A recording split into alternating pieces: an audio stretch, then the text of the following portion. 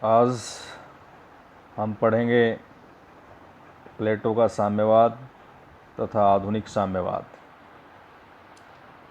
और ये topic BA third year के विद्यार्थियों के लिए और एमए प्रीवियस के विद्यार्थियों के लिए परीक्षा की दृष्टि से महत्वपूर्ण है। प्लेटो के साम्यवाद को हमने पढ़ा। प्लेटो के साम्यवाद पर दो प्रकार से प्रश्न पूछे जाते हैं। एक प्रश्न तो सीधा ही प्लेटो के साम्यवाद का आलोचनात्मक मूल्यांकन कीजिए, और दूसरा प्रश्न प्लेटो के साम्यवाद को पूछकर प्लेटो के साम्यवाद और आधुनिक साम्यवाद से तुलना करवाई जाती है। तो प्लेटो के साम्यवाद के दोनों रूपों की चर्चा हम कर चुके हैं,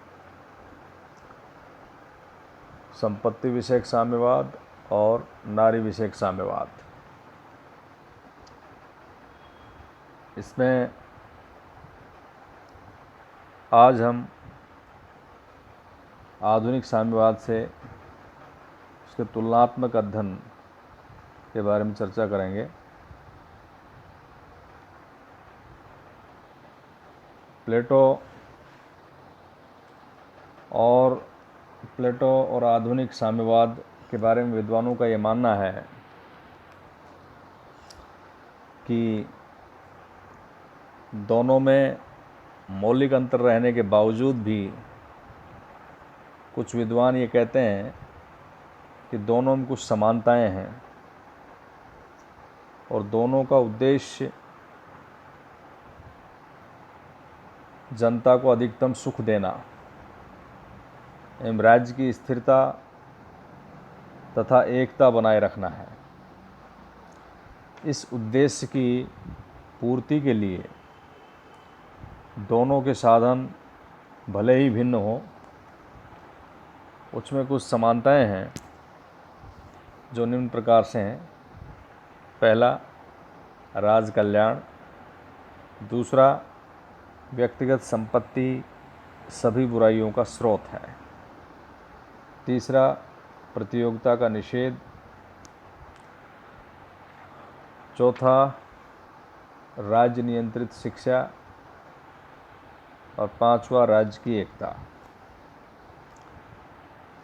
एक एक करके इनका हम अध्ययन करेंगे। तो उसमें पहला है राज्य कल्याण, स्टेट वेलफेयर।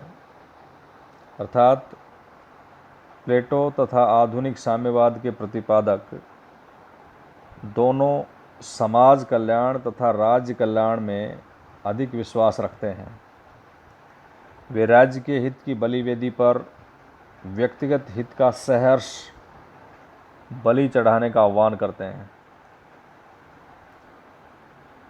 दोनों ये मानते हैं कि राज्य हित में ही व्यक्तिगत हित निहित है।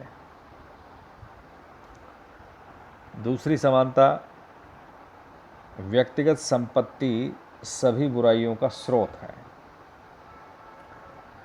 प्लेटो और आधुनिक साम्यवाद दोनों ये मानते हैं कि व्यक्तिगत संपत्ति सभी बुराइयों की जड़ है और दोनों इसके उन्मूलन के पक्ष में हैं। वे गरीबी को मिटाना चाहते हैं और व्यक्तिगत संपत्ति के उन्मूलन से ही व्यक्ति, राज्य एवं समाज का कल्याण है। तीसरी समानता, प्रतियोगिता का निषेध। अर्थात प्लेटो का साम्यवाद और आधुनिक साम्यवाद दोनों व्यष्टिवाद पर आधारित अनियंत्रित आर्थिक प्रतियोगिता हटाना चाहते हैं। आधुनिक साम्यवाद तो आर्थिक क्षेत्र में प्रतियोगिता बिल्कुल ही हटा देना चाहता है। दोनों में राज्य के किसी भी पदभार के लिए खुली प्रतिद्वंदिता करने का कोई क्षेत्र नहीं है। ऐसा कर देने से इस बात का भय हो जाता है कि राज्य में राज गृह कलह और राजद्रोह प्रवृत्तियां बल ग्रहण कर लेंगी। अगला बिंदु है समानता का राज्य द्वारा नियंत्रित शिक्षा। दोनों ही साम्यवाद शिक्षा को परिवर्तन का माध्यम बनाते हैं। प्लेटो राज्य नियंत्रित और निःशुल्क शिक्षा के पक्ष में है। शिक्षा की व्यवस्था राज्य करेगा। आधुनिक साम्यवाद भी अनियंत्रित एवं निःशुल्क शिक्षा में विश्वास रखता है। अतः दोनों सामूहिक शिक्षा के पक्ष में हैं। दोनों साहित्य एवं कला को राज्य शिक्षा का साधन मानते हैं।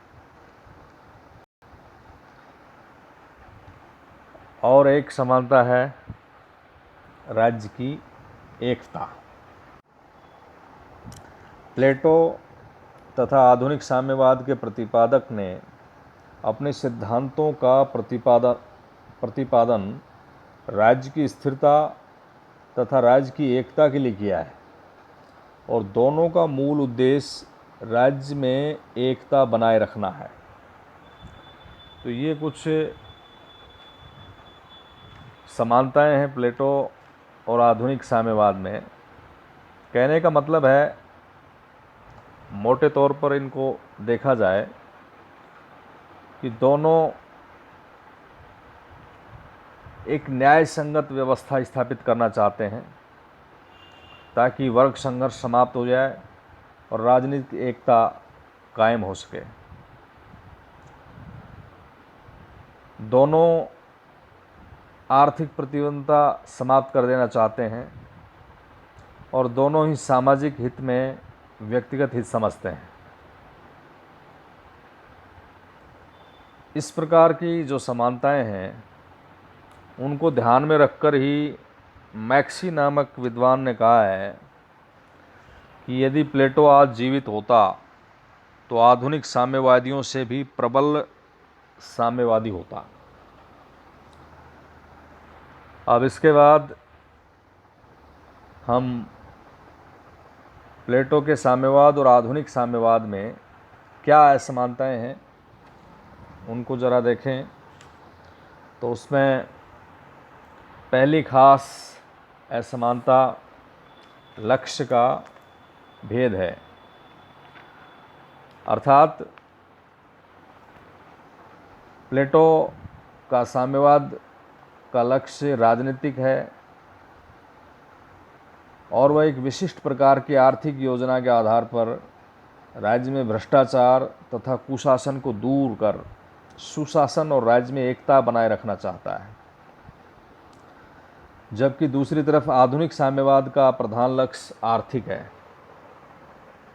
वह एक विशेष प्रकार की राजनीतिक व्यवस्था के आधार पर आर्थिक शक्ति का न्यायपूर्ण वितरण करना चाहता है। दूसरी असमानता वर्गीय आधार पर भेद। जैसा कि हमने प्लेटो के साम्यवाद को पढ़ते हुए बताया था कि नेटार प्लेटो के साम्यवाद को अर्ध साम्यवाद कहता है, क्योंकि वह शासक व सैनिक वर्ग पर लागू होता है जिसकी जनसंख्या बहुत कम होती है और उसमें उत्पादक वर्ग इस साम्यवादी योजना से बाहर है। किंतु आधुनिक साम्यवाद इस अर्थ में सर्वव्यापी है, ये राज्य के सभी नागरिकों पर लागू होता है।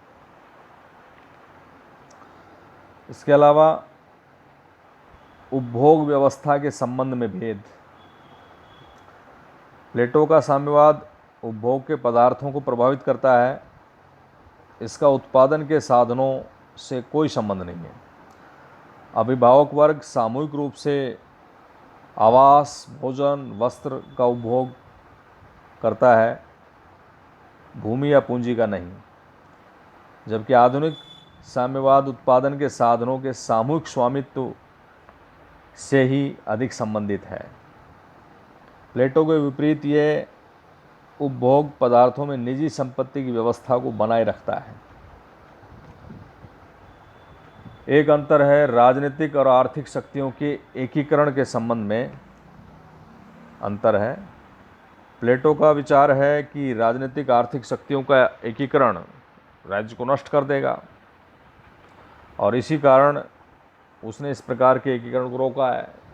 जो संरक्षक वर्ग है उसके लिए निजी संपत्ति का निषेध किया है उसने। लेकिन आधुनिक साम्यवाद उत्पादक वर्ग को ही राजनीतिक शक्ति प्रदान करना चाहता है। सर्वहारा वर्ग के अधिनायक वाद का तात्पर्य है कि श्रमिक वर्ग के हाथ में राजनीतिक शक्ति हो।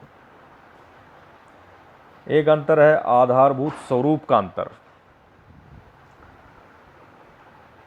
इसे हम स्पष्ट करते हुए बार्कर के शब्दों को उद्धृत कर सकते हैं। बार्कर लिखते हैं कि प्लेटो का जो साम्यवाद है वो समर्पण का मार्ग है, और इस समर्पण की मांग सर्वोत्तम और केवल सर्वोत्तम मनुष्य से की गई है। अर्थात उसने अभिभावक वर्ग को निजी संपत्ति से वंचित कर दिया है, क्योंकि निजी संपत्ति को सार्वजनिक क्षेत्र के कर्तव्य पालन की एक बाधा समझा है। लेकिन आधुनिक साम्यवाद पूर्णतया भौतिक है। वह संपत्ति की वांछनीयता को स्वीकार करते हुए उसके वितरण पर बल देता है। और अंतिम और महत्वपूर्ण भेद पारिवारिक साम्यवाद का भेद है। जो हमने प्लेटो के साम्यवाद को पढ़ा तो उसमें यह अंतर सुस्पष्ट है कि प्लेटो के साम्यवाद में संपत्ति की सामूहिक व्यवस्था के साथ साथ स्त्रियों या नारियों की भी सामूहिक व्यवस्था की गई है, और उसके नारी विषयक साम्यवाद को पढ़कर ये विचार आपको स्पष्ट हो जाएगा। किंतु आधुनिक साम्यवाद स्त्रियों के संबंध में इस प्रकार की किसी प्रकार का व्यवस्था का प्रतिपादन नहीं करता है। तो ये प्लेटो के साम्यवाद और आधुनिक साम्यवाद में बुनियादी अंतर हैं, यानी समानता से अधिक अंतर ज़्यादा हैं। तो हम निष्कर्ष रूप में कह सकते हैं कि प्लेटो का जो दृष्टिकोण है वो आध्यात्मिक और धर्म प्रधान है। वह वर्तमान दृश्य जगत को अवास्तविक मानता हुआ उसके मूल में विद्यमान विचारों को वास्तविक मानता है। किंतु आधुनिक जो साम्यवाद है वो द्वंद्वात्मक भौतिकवाद में विश्वास रखते हुए भौतिक जगत को वास्तविक मानता है। वह जड़ प्रकृति से भिन्न किसी आध्यात्मिक सत्ता में विश्वास एवं आस्था नहीं रखता। वह तो धर्म को अफीम मानता है। इससे विदित है कि प्लेटो का जो उद्देश्य है वो अध्यात्म है, और आधुनिक साम्यवाद का अर्थात कार्ल मार्क्स का जो उद्देश्य है वो भौतिकता है। मनुष्य की मुक्ति आत्मा की मुक्ति में है। आत्म मुक्ति ही मानव जीवन का एक चरम लक्ष्य है। अतः कार्ल मार्क्स का दर्शन प्लेटो के दर्शन से लाखों मील दूर है। प्लेटो के दर्शन से उसके दर्शन की तुलना नहीं की जा सकती। उसे समान बताना तो प्लेटो के दर्शन की महत्ता और उद्देश्य को नष्ट करना है। कार्ल मार्क्स का दर्शन मृत्यु का आलिंगन कर सकता है, लेकिन प्लेटो अपने दर्शन के साथ सदा अमर हैं, और उसे अमृत की समाधि से कोई डिगा नहीं सकता। धन्यवाद।